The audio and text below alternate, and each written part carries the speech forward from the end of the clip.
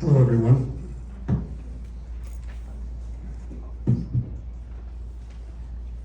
So it's my honor today to introduce one of my best friends, who I've known since second grade in Miss Jameson's second grade class at Eichmann Elementary. And from that moment until now, Dave has always loved basketball. When it comes to basketball, his career and life in general, Dave has always been bold, determined, and undeniable. I'm going to give you some examples of this. Dave lived in Garrett Hill. I lived in Cornerstone, which is in Bryn Mawr. It's about 2.5 miles from each other.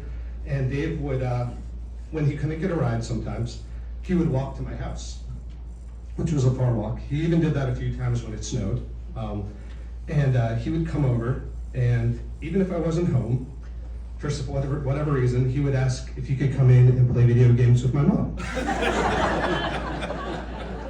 Again, he's bold, determined, and undeniable.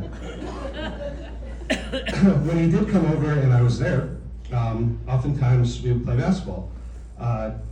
Dave, when he was younger, decided he wanted to emulate a Sprite commercial with Grant Hill in it at the time. And it was Grant Hill drinks Sprite and he dunks the basketball.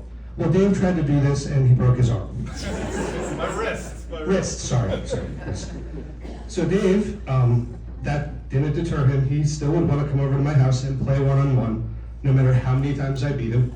And he was bold, determined, and undeniable. When he was in Radnor High School, he had a show on Channel 16 called In the Paint, and that was with another Hall of Fame inductee from 2015, Shadi Hamid. And arguing with Shadi on the show, he was bold, determined, and undeniable. And they really argued. So that's kind of some examples. Some other things that I've known Dave since second grade. We went to high school together at Radnor. We ended up going to Syracuse together. We chose not to live together, even though we're really close friends, because we wanted to meet new people. And Dave became the manager for the basketball team at Syracuse. He was also the manager for the basketball team in high school. But that didn't stop him from practicing and getting really, really good at shooting three-pointers. And again, he practiced and practiced and practiced because that was something he could control no matter what. He could make three-pointers. So I still remember the first time I started, so Dave's career at ESPN, he started becoming more famous and getting on television more. I remember seeing him for the first time in like a bar or restaurant. I sold beer at the time, and I would see him on the TV and be like, "Oh my gosh, it's Aaron." People are like, "What are you talking about?" They don't know who he is. But I still remember that I'm getting to a point here. When I was driving up to Allentown to my warehouse one morning, it was like 6 o'clock in the morning, I go to pump the gas at the gas station. It was the first time I'd ever seen one of those gas station pumps where the television turns on when you pump the gas. And sure enough, the first face that comes on the screen when the pump starts going is Dave. And it's him doing a sports report on the gas station TV. And I'm like, wow, he's really made it. He's on the gas station pump at 6 in the morning. So, I mean, to get through the rest of this, keep it relatively brief. Radnor was writing Gilbert Arenas' blog for him when he was in his younger stages at NBA.com. Whether it was interviewing Kobe Bryant on like national TV or covering LeBron from his time in Cleveland as well as LA, Dave has been bold, determined, and undeniable. So I kind of wanted to close with a quote from Kobe Bryant, who Dave was very close with and covered during his time in the NBA. It goes like this: if you're afraid to fail, then you're probably going to fail. So it's my honor to introduce the bold, determined, and undeniable Dave McMenamin.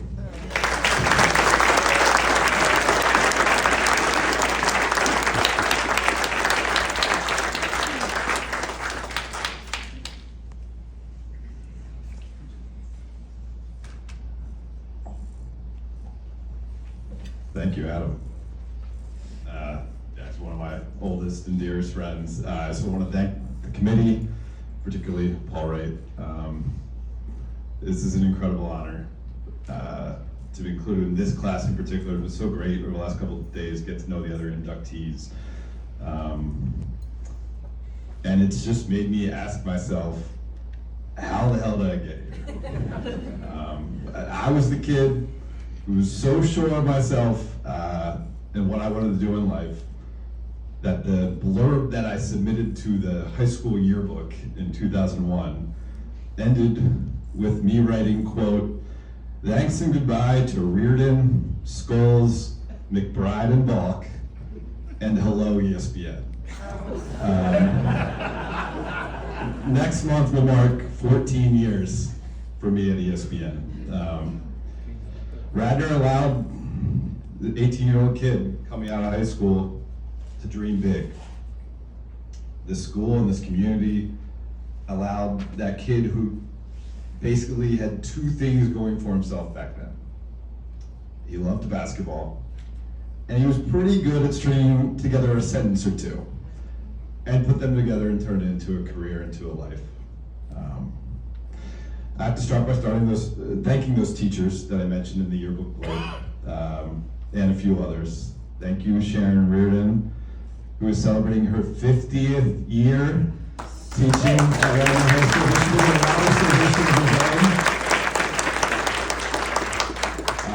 You were always an advocate and an inspiration to me. I'll tell you guys a story. She didn't just make history class come to life in her classes or with her personal anecdotes and perspectives. She cared. And I came back to visit the high school the fall after graduating Syracuse, and I was kind of juggling two career options. I was either going to look to continue to stay with college basketball, crack into the coaching profession, or go for a journalism job. Obviously, I went to a public communications school at Syracuse. Sharon looked me right in the eyes and in so many words said, "Dave, cut the crap. You're going into journalism." and that direction was very helpful to me. I want to thank Sharon's husband, the late, great Joe Scholes. I think that many people in this room also had as a teacher at Radnor High School. Well, applause for.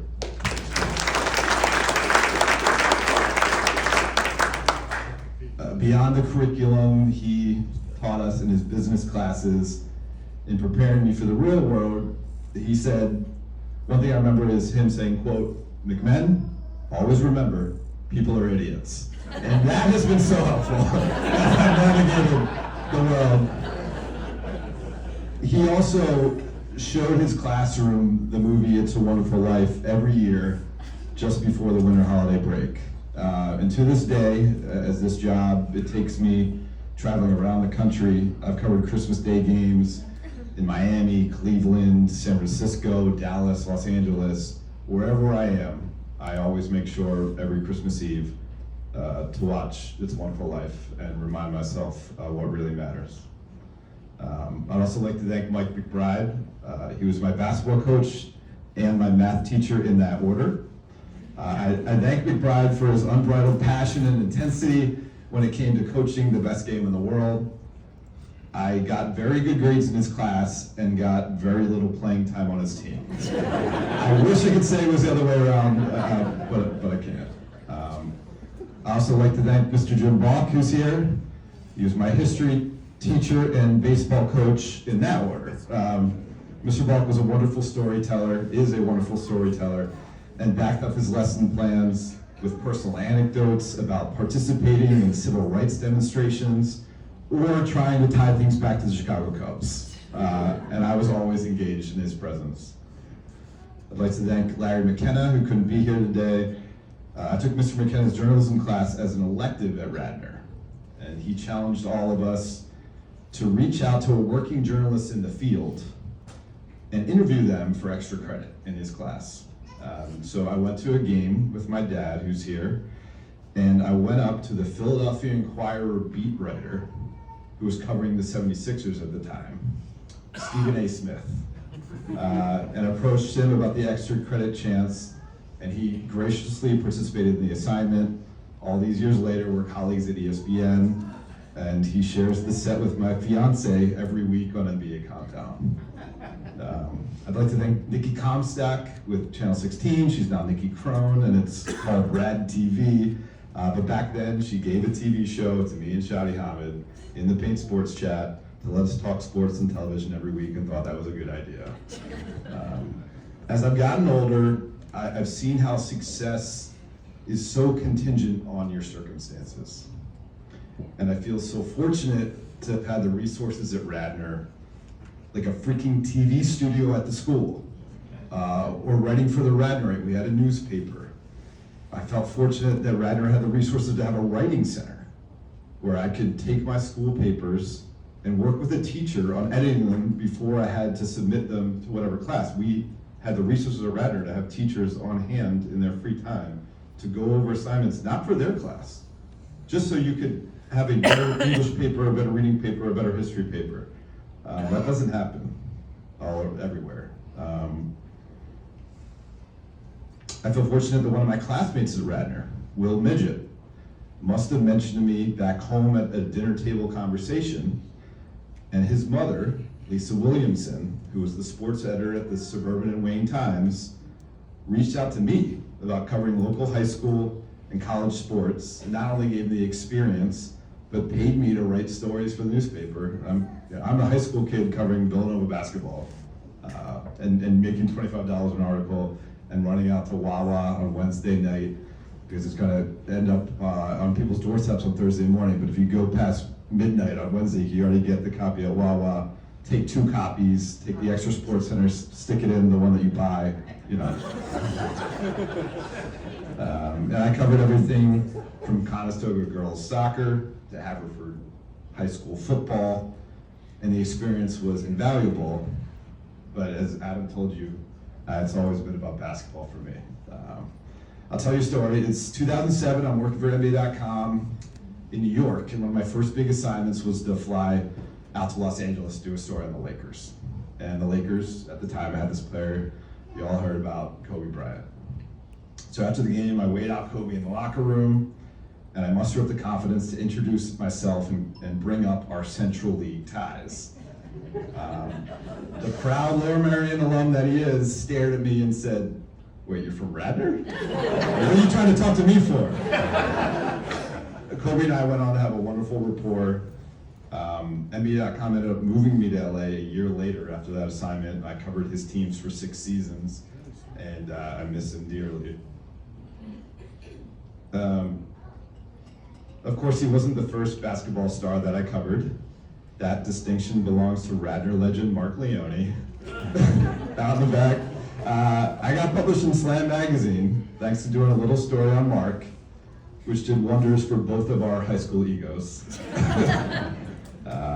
I loved every minute of playing for Radnor basketball, and I think about the experience often, particularly my teammates in our senior class, Mark, John Berger, Adam Balk, who's here, Frank Grabusky, Mike Chu, Jason Walensky, Jeff Eidinghoff, and Luke Scott.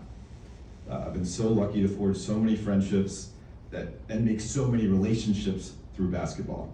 And I wouldn't be here without all the talented players and coaches that have trusted me to tell their stories and help my career along the way. So in particular, I'd just like to list some of these great people in the game that have helped me out. I'd like to thank Coach Jim Boeheim, Carmelo Anthony, and Friends Central, along with Keem Warwick at Syracuse. Thank you to Gilbert Arenas for trusting me with his blog at NBA.com. Thank you to Phil Jackson, Pau Gasol, Lamar Odom, and of course Kobe. In my first stint covering the Lakers, thank you to LeBron James, Tyronn Lue, Kevin Love, and Richard Jefferson when I covered the Cleveland Cavaliers. And of course, still thank you to LeBron, Anthony Davis, and Darvin Ham in covering the Lakers today. As much as covering the NBA for the last 2 decades has been a dream, it comes with a lot of long hours, working on the weekends, plane rides, hotel stays, late nights, always on the go. And I've had an incredible support system around me through all of it. Thank you to my longtime friends, Adam, Dave Berlin, who's here, Tim Ryan. Thank you to my brother Jeffrey for being so loyal and such a good man. Thank you to Shauna for being an inspiration and dedicating her life as a teacher in Philadelphia. Thank you to my sister Melanie for being my role model and achieving her goals growing up, setting the example and making me believe that I could achieve mine. Dad, thank you for your enthusiasm for sports and your intelligence that I've absorbed from both your endless trivia knowledge and also your way with relating to people. Mom, thank you for being the most loving, reliable, and consistent person throughout my entire life. And thanks for always making me laugh. And thank you to my wonderful fiance, Malika. You're my everything. I love you so much. And you just so happen to have dedicated your life to the whole basketball and journalism thing too. So come on, that's pretty good. I accept this honor on behalf of two Radnor alum in my family. We have lost my aunt, Joni McMenamin, and my brother, Brian McMenamin. I'm just so very thankful to be inducted today. I promise you I'll be Radnor proud for the rest of my days. Thanks so much.